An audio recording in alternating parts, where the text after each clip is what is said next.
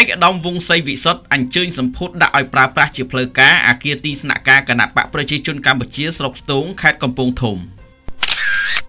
នាព្រឹកថ្ងៃទី16ខែឧសភាឆ្នាំ2026ឯកឧត្តមវង្សសីវិសុទ្ធសមាជិកគណៈអចិន្ត្រៃយ៍នៃគណៈកម្មាធិការកណ្ដាលគណៈបកប្រជាជនកម្ពុជានិងជាប្រធានក្រុមការងារគណៈបកចុះមូលដ្ឋានខេត្តកំពង់ធំបានអញ្ជើញជាអធិបតីក្នុងពិធីសម្ពោធដាក់ឲ្យប្រើប្រាស់ជាផ្លូវការអគារទីស្នាក់ការគណៈបកប្រជាជនកម្ពុជាស្រុកស្ទូងស្ថិតនៅភូមិទទាឃុំទ្រាស្រុកស្ទូងខេត្តកំពង់ធំដែលមានរចនាបថនិងក្បូរក្បាច់រចនាតាមបែបប្រពៃណីខ្មែរយ៉ាងប្រណិតអគារនេះចែកចេញជា3បន្ទប់ក្នុងនោះមានសាលប្រជុំធំមួយដែលអាចទទួលអ្នកចូលរួមបានប្រមាណជាង 1000 នាក់បន្ទប់ទទួលភ្ញៀវចំនួន1បន្ទប់និងបន្ទប់សម្រាប់មន្ត្រីគណៈបកបម្រើការងារប្រចាំថ្ងៃព្រមទាំងបំពាក់គ្រឿងបរិក្ខារទំនើបជាមួយនឹងការរៀបចំដាំដើមឈើនិងសួនលម្អផងដែរ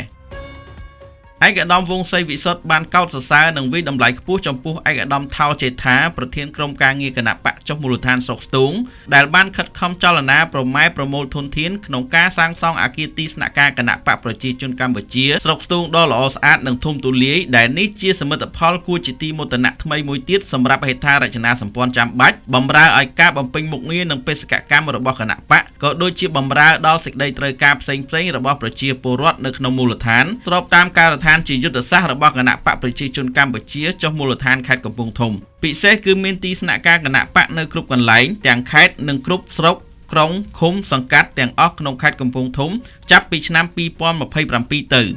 ឯកឧត្តមក៏បានផ្ដល់នូវមូលវិជ្ជាខ្ពស់ចំពោះក្រុមការងារដែលបានសម្រេចនូវសមិទ្ធផលជាច្រើនរួមទាំងការអភិវឌ្ឍវិស័យធារាសាស្ត្រនៅក្នុងខេត្តកំពង់ធំទាំងមូលដែលបានរួមចំណែកដល់ការអភិវឌ្ឍមូលដ្ឋានក្នុងគោលដៅបន្តដណ្ដើមការគាំទ្រពីប្រជាជននិងជាក្តីសង្ឃឹមរបស់គណៈបកសម្រាប់ការបោះឆ្នោតឆ្នាំ2027និងឆ្នាំ2028ខាងមុខនេះឯកឧត្តមវង្សសីវិសុទ្ធក៏បាននាំមកជាមួយការសាកសួរសុខទុក្ខពីសំណាក់សម្ដេចអគ្គមហាសេនាបតីតេជោហ៊ុនសែននិងសម្ដេចមហាបវរធិបតីហ៊ុនម៉ាណែតជូនចំពោះថ្នាក់ដឹកនាំមន្ត្រីគណៈបកគ្រប់ថ្នាក់ព្រមទាំងសមាជិកសមាជិកាគណៈបកទាំងអស់ដែលបានខិតខំបំពេញការងារកន្លងមកបម្រើឲ្យបុព្វហេតុជាតិនិងគណៈបកក៏ដូចជាបម្រើឲ្យប្រជាជនស្រុកស្ទូងទាំងមូលនិងសូមអរគុណចំពោះប្រជាពលរដ្ឋស្រុកស្ទូងដែលបានបោះឆ្នោតជូនគណៈបកប្រជាជនកម្ពុជាក្នុងអាណត្តិកន្លងមកថែមទាំងការបោះឆ្នោតជ្រើសរើសក្រុមប្រឹក្សាឃុំសង្កាត់និងការបោះឆ្នោតជ្រើសតាំងតំណាងរាស្ត្រឯកឧត្តមវង្សសីវិសុទ្ធបានមានប្រសាសន៍ថាក្នុងរយៈពេលជាង2ឆ្នាំកន្លងមកនេះខេត្តកំពង់ធំកំពុងស្ថិតក្នុងចលនាការវិជ្ជមានស្របតាមបទដ្ឋានយុទ្ធសាស្ត្រទាំង3ដែលបានដាក់ចេញហើយសមិទ្ធផលនិងលទ្ធផលការងារជាច្រើនបានលេចឡើងជាបណ្ដា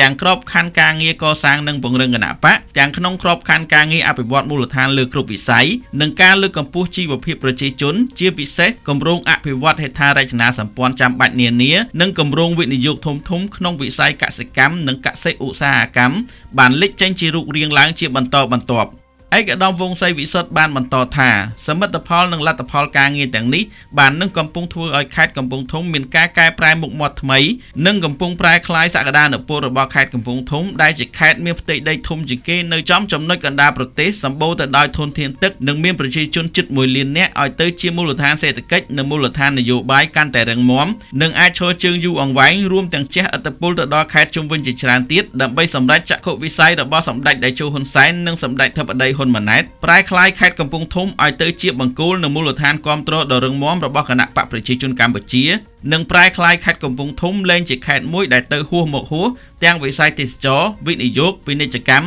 និងទាំងគម្រោងអភិវឌ្ឍឯកឧត្តមវង្សសីវិសុទ្ធបានផ្ដល់ការណែនាំដល់ក្រុមការងារនិងមន្ត្រីគណៈបកគ្រប់រូបត្រូវបន្តអនុវត្តយ៉ាងសកម្មបុរិសកម្មនិងការទទួលខុសត្រូវខ្ពស់នៅការដ្ឋានយុទ្ធសាស្ត្រទាំង3ដោយត្រូវបន្តយកចិត្តទុកដាក់ដោះស្រាយបញ្ហាសេដ្ឋកិច្ចនិងជីវភាពរស់នៅប្រចាំថ្ងៃរបស់ប្រជាជនប្រាក់ចំណូលការងារការប្រកបអាជីវកម្មនិងមុខរបរផ្សេង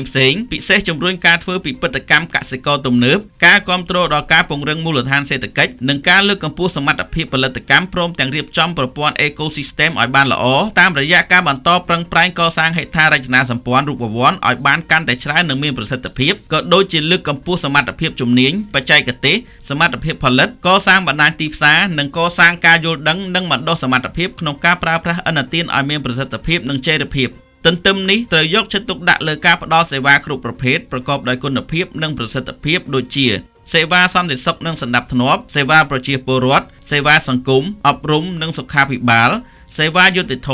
ការដោះស្រាយទំនាស់ក្រៅប្រព័ន្ធតុលាការសេវាសុរិយោដីសេវាធុរកិច្ចដោយត្រូវជួយសម្របសម្រួលនិងគាំទ្រដល់អ្នកធ្វើអាជីវកម្មនិងសហគ្រិនព្រមទាំងការផ្តល់ឱកាសការសិក្សារៀនសូត្រការគាំពារសង្គមនិងកម្មវិធីជាតិជំនួយសង្គមជួយដល់គ្រួសារក្រីក្រគ្រួសារជួបទុក្ខលំបាកនិងជនចាស់ជរាឥតទីពឹងព្រមទាំងគ្រួសារយុទ្ធជនពលីនិងយុទ្ធជនដែលកំពុងឈរជើងនៅជួរមុខដើម្បីធានាថាមិនឲ្យមានអ្នកណាម្នាក់ដាច់បាយហូបឬអត់អង្ករច្រកឆ្នាំងនោះឡើយបើយើងធ្វើកិច្ចការទាំងនេះបានល្អផ្ដល់សេវាល្អប្រជាជនមានជីវភាពធូរធារនិងគ្មានប្រជាជនណាខឹងយើងនោះទេឯកឧត្តមវង្សសីវិសុទ្ធក៏បានណែនាំបន្ថែមលើការងារកសាងនិងពង្រឹងគណៈបកតាមរយៈការពង្រឹងការដឹកនាំនៅគ្រប់ថ្នាក់ចាប់ពីភូមិឃុំសង្កាត់ក្រុងស្រុករហូតដល់ខេត្តឲ្យបានយល់ដឹងអំពីគណៈបកឲ្យបានច្បាស់លាស់ស្គាល់គោលដៅឈរលើមាគ៌ាតែមួយនិងអនុវត្តតាមការចាត់តាំងឲ្យស្រុះគ្នាខិតខំកសាងហេដ្ឋារចនាសម្ព័ន្ធគណៈបកឲ្យបានរឹងមាំពង្រឹងពង្រីកនិងកសាងសមាជិកគណៈបកទាំងបរិមាណនិងគុណភាពស្របតាមគោលការណ៍សមាជិកគណៈបកមួយរូបគឺជាសម្លេងគាំទ្រគណៈបកមួយសន្លឹករៀបចំប្រព័ន្ធនិងពង្រឹងរបៀបរបបការងាររួមមានរបបចុះមូលដ្ឋានរបបប្រជុំរបបរាយការណ៍ទន្ទឹមនឹងការជំរុញការអនុវត្តរបបតាមដាននិងត្រួតពិនិត្យព្រមទាំងពង្រឹងសាមគ្គីភាពឯកភាពផ្ទៃក្នុងរឹងមាំឯកឧត្តមវង្សសីវិសុទ្ធក៏បានជំរុញឲ្យមន្ត្រីគណៈបកគ្រប់រូបពង្រឹងភាពជាម្ចាស់លើបញ្ហាខិតខំធ្វើអំពើល្អអំពើត្រឹមត្រូវនិងធ្វើឲ្យដូចភ្លៀងរលឹមធ្វើឲ្យអស់លទ្ធភាពដោយភាពស្មោះត្រង់និងហ៊ានលះបង់ដើម្បីដណ្ដើមបេះដូងរបស់ប្រជាជនដណ្ដើមការស្រឡាញ់និងការទុកចិត្តពីប្រជាជនទន្ទឹមនេះត្រូវគិតអំពីសតិអារម្មណ៍កង្វល់និងសេចក្តីត្រូវការរបស់ប្រជាជនហើយត្រូវចេះដោះឲ្យចំបញ្ហាឯកឧត្តមក៏បានផ្ដល់ការណែនាំដល់ក្រុមការងារតាមក្រុងស្រុកនីមួយៗត្រូវត្រៀមស្តុកនៅអង្ករនិងអំបិលទឹកត្រីទឹកស៊ីអ៊ីវសម្រាប់ចែកជូនដល់ប្រជាជនទីទាល់ក្រខ្លាំងនិងជនចាស់ជរាជាដើមព្រមទាំងត្រូវប្រកាន់យកនៅទស្សនៈធ្វើជាម្ចាស់លើបញ្ហាចេះធ្វើការងារជាក្រុមដើម្បីធ្វើការដោះស្រាយនិងសហការដោះស្រាយបញ្ហាទាំងនោះឲ្យមានប្រសិទ្ធភាពព្រមទាំងត្រូវបន្តខិតខំពង្រឹងនិងបង្កើនសមត្ថភាពជាប្រចាំបន្តធ្វើល្អអំពើត្រឹមត្រូវចេះកែខ្លួនក្នុងពេលមានកំហុសនិងត្រូវប្រឹងឲ្យខ្លាំងជាងមុនជាដរាបដើម្បីចូលរួមទប់ស្កាត់រាល់ឧបាយកលទុច្ចរិតរួមចំណែកដល់ការអភិវឌ្ឍមូលដ្ឋាននិងការថែរក្សាសន្តិភាពនិងភាពសុខសាន្តជូនប្រជាជន